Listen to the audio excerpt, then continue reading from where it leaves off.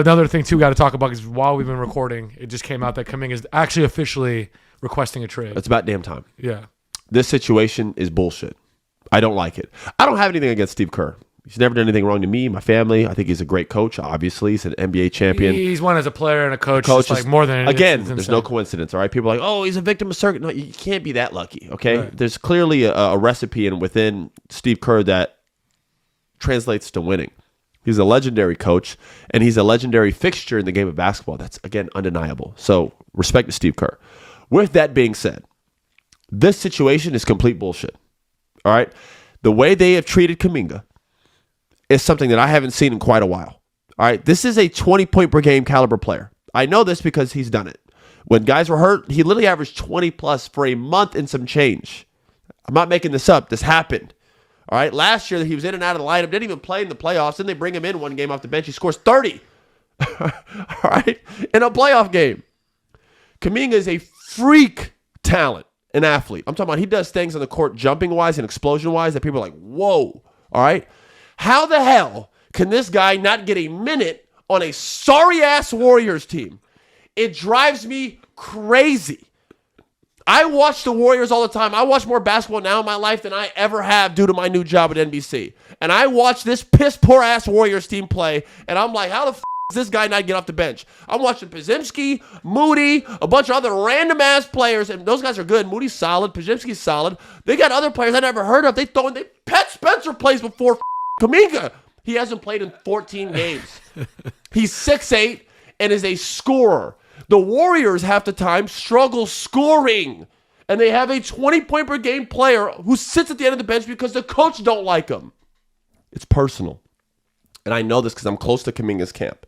I know about things that I can't say on air. But how do you play Kuminga, Jimmy Butler, and Draymond Green, all non-shooters at the same time? That's the issue, right? And that's okay. So it brings me to my point. Who else on the team is a knockdown shooter, like knockdown, other than Steph? Moody. Okay. So that's okay. So then that's the point. So why does Kuminga be the guy? Oh, Kuminga doesn't fit. He's a non-shooter. Man, the whole team's a non-shooter. No one shoots.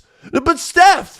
No one is a knockdown other than Steph. So off with the Kuminga doesn't fit their playing style. Either it is Jimmy and y'all brought him in. It makes zero sense. Bro, them bringing in Jimmy, who's a replica of what Kuminga does in some ways, and saying, oh, well, is the biggest contradiction to Kuminga's whole. Kuminga probably saw that and was like, wait, then why didn't y'all never play? Why are y'all bringing him in and never played me? He can't shoot. Draymond can't shoot. Gary Payton can't shoot. All these dudes can't shoot. But Kuminga can't play now. People would say, well, Gary Payton knows his role. He knows how to screen in. He's always moving out the ball. He plays well with Steph, yeah. He knows how to play well with Steph. Okay, fair. So I'll give him and Draymond the pass. Draymond's obviously Draymond Green. Give those two a pass. Dog. The rest of the roster is still what? Should Kuminga be watching like Andre Iguodala tape on how he played with Steph and how he was able to move? Kuminga should be watching tape of Jerry Maguire and hiring an agent who's going to call some people and get him the fuck out of there. He needs to get out. You don't need to change nothing, Kuminga. You don't need to change nothing. Also, I know about things that have been said. There's personal feelings involved in this. It's not a mistake. I got it. I know this. I'm inside. And I love Kerr. He's a legend, but this situation has been f***ed up. And I'm going to tell you why it's mostly f***ed up and why I feel for Kuminga. He is not in year 1 or year 2 or year 3 or year 4. He is in year 5. The first quarter of this man's career, of his life, he has worked all his life to get to the NBA. He is responsible for taking over 15, 16 people from Africa. This is who he takes care of, dog. This dude got a whole village in San Francisco, bro, and back home. He's got a lot in his plate. He's not your typical NBA player. This is a guy from Africa. He's got a lot in his plate. He's got a lot of responsibility. You have taken this young man who's worked his ass off to get to the NBA. You have taken 5 years from his career. Not 1, not 2. It'd be one thing if he didn't play his first year, then the second year, then his third year, like, yo, I haven't played yet, you get out of it. That happened to me. I got drafted to the worst situation I could have got drafted to. Monty Williams was destructive for my NBA career. It's a fact. We're not cutting this either. It happened. It's reality. By year 3, I had to get out of there. Thank God I was able to get to the Clippers. Kuminga don't have his dad coaching another NBA team that knows his talent that could bring the most out of him. He don't have that, all right? But even most players still find a way to get out year 2, year 3. If it's not amicable, if it's not working in the situation, you get out. Even if it's a top pick, Cam Reddish, you name it, whoever. Guys who have this talent that aren't working out, they get a second chance or a third chance somewhere. We're in year 5, dog. Been in the NBA for 5 years and has nothing to show for it.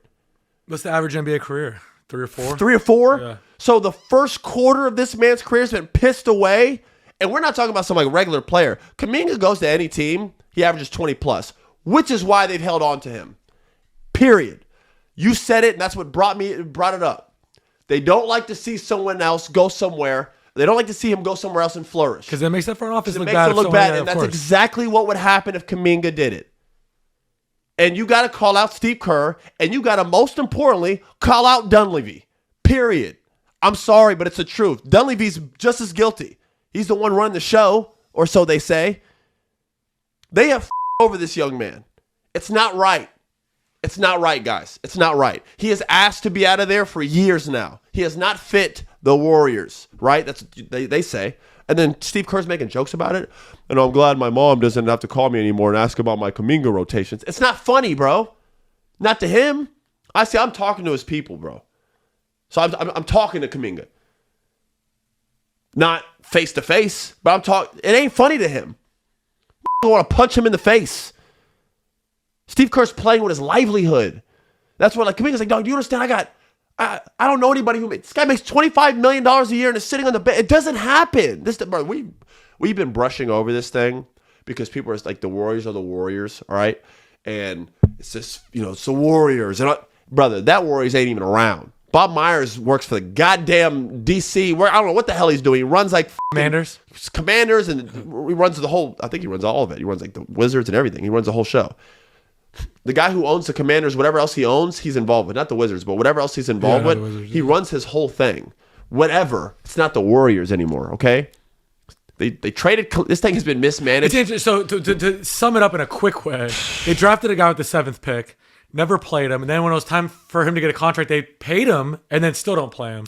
And they only paid him still a fraction of what his value. Bro, if Kuminga, it was an interesting deal. It's kind of like with Jalen Green, how they got that deal where we're gonna pay you, but it wasn't like the big deal, right? If Kuminga played on any other team in the league, he would have signed a max extension. That's the type of talent he is, period. And anybody who's played in the NBA knows it. Isaiah Thomas came out the other day and said, if I was Kuminga, I would have choked him. If I was Kuminga, I would have choked. That, yeah. I'm talking about OG Isaiah Thomas, Hall of Famer. Said, if I was Kuminga, this is coming from Isaiah Thomas, said, if I was Kuminga, I would have walked in the locker room and choked out Steve Kerr. Stop playing with me. Stop playing with me. You guys are playing guys ahead of me who are 1/10 my talent and as good as me. Cut it out. And don't say, I don't fit in the rim. Half these dudes don't fit in. Well, also, if you would have just played him and developed him, he probably would become the player that could fit into that. Do you know how many times I've watched Podziemski look off Steph and shoot a shot? They all do it. Give me a break with this Kuminga shit. And that's no knock at Podziemski. I like Podziemski. He's a good player. Right. So are these other guys. Moody's good too. They're not Kuminga. And they're nowhere near his talent or ceiling. How this guy hasn't played, and you guys are just holding him for what? It's at the cost of this guy's livelihood. But we're in year 5, fam. Get him out of there. Enough. This shit is getting old, dog. I'm serious. I'm hot about it.